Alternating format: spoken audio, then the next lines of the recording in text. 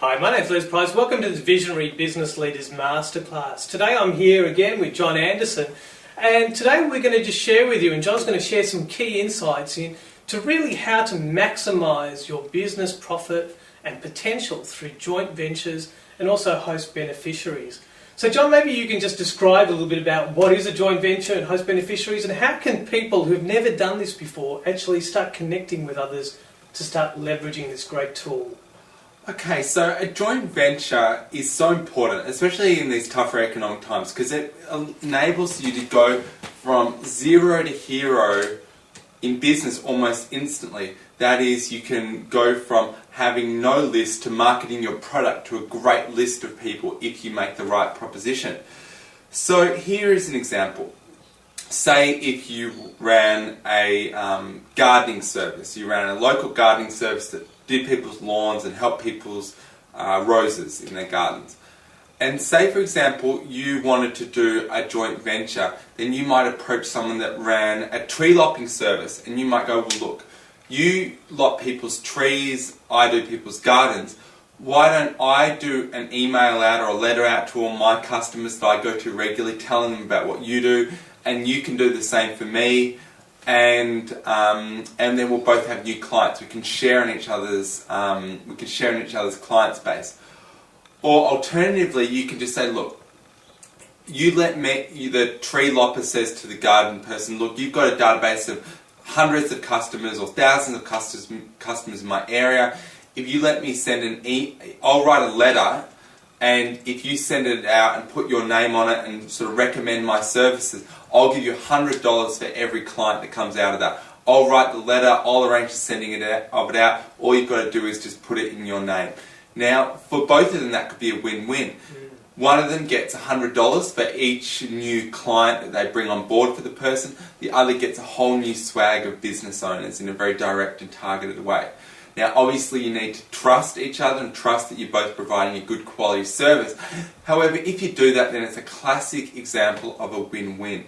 Now, Visionary Business Leaders has been based on JVs and has been built on JVs. At our first event, we had a whole host of speakers promote the event. And out of that event, Visionary Business Leaders was born. They were JVs. The speakers got to speak on our platform in return for promoting it. So that was a classic example of a win-win JV, and we've since gone on to do many other successful JVs to build the business. So really they are the quickest, most effective way to build your business. Now what you need to do though is become very skilled at approaching potential JV partners, and there are two things to remember. First of all, what's in it for them? You've got to point out what's in it for them, make it an irresistibly attractive offer for them. Secondly, you've got to make it really easy for them. Or they don't need, they're busy people. All they need to do is you write the email. All they've got to do is send it out. Or you write the letter. All they've got to do is sign it, and you'll post it out, etc. So you've just got to make it really easy for your JV partners. But I mean, look, as another example of JVs, frequent flyer points. They're really an example of a sophisticated joint venture relationship that would have made billions and billions of dollars for the clients involved. So very powerful strategy. Now it's time to take action and approach the people in your area that are complementary to your business in that they've got the same target market, but they're not directly competitive. So that's fantastic, John. I mean, it is a very powerful strategy, and as even a couple of weeks ago, somebody said it's been one of the most successful ways of growing their business. But John, people, when they come across this strategy, even though it is simple to do, there's a lot of fear that comes up for people. I think one is obviously the aspect of, what have I got that's of value? I suppose is one aspect that somebody else would want to work with me. Secondly, what somebody else has got a really successful business, if I've got a smaller business, how are they, what do they want from me? What value are they going to get? And so it brings up a lot of resistance, even though it is a simple way. Are there some strategic ways you can get around that, or you can start to look at getting over those sort of issues? Yeah, look, a lot of the time it's really thinking about it. I mean, if you, for example, we deal with a lot of speakers, Usually with speakers, they want more DVDs of themselves that they can turn into products. So usually if we say, come and speak at this event and we'll give you a professionally done DVD of yourself speaking in exchange for you promoting, usually that's quite an attractive gift for people. The other thing is, if it's a product that they know they'll make money out of promoting. Like, if there's money in it, that's usually a powerful incentive for people. So if you can present a compelling enough affiliate split, you might even have it very generous in their favour.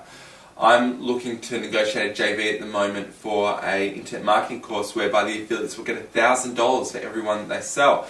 Now, if you've got a list of 100,000 and you think you can sell, 100, then that's very good. You can make 100,000 by sending out a few very well crafted emails. So it's about actually putting the time into thinking about that person, their business, and what would make it irresistible for them. So it's an interesting aspect. I think it's all about value. And so maybe if you're in that place and you're not sure what you've got to offer, list down the value. You need to be really clear on the value that you have, that you can actually offer somebody. So if you are a massage therapist, are there hundreds and thousands of people out there who love a massage? What can you do with other businesses to combine and actually leverage that? That's exactly right. So it's fantastic. So get out there and start doing it. Again, if you're having issues or problems, connect with John or myself. And let us guide or give you insights, because there's lots of potential. There's a huge number of ways you can take what you're doing right now and leverage that effectively. That's exactly right. And look, often it's who you know. I was at a networking event last night and someone said, look, I'm setting up a ecotourism business, and the person next to them said, look, I've got links with Student Travel Association. Do you want me to organise joint venture with them? And I don't think the person who was offered that realised how valuable that was, because they weren't automatically seizing upon it. Go figure.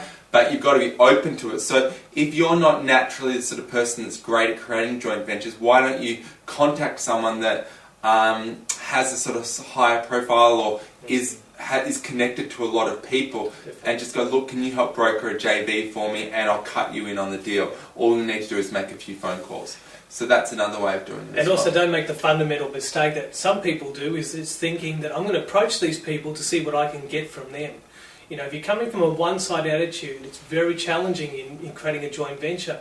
But if you can go to somebody with showing them how they can value, how they can benefit, what's in it for them, and in the return is a benefit for you, the whole win-win-win, then that can be really powerful. That's exactly right. So you've really got to think about how you can make an irresistible offer for your potential JV partner. Fantastic. Well, John, thanks for sharing that. This has been another Visionary Business Leaders Masterclass. We hope you'll join us at our next session, and we look forward to speaking with you soon.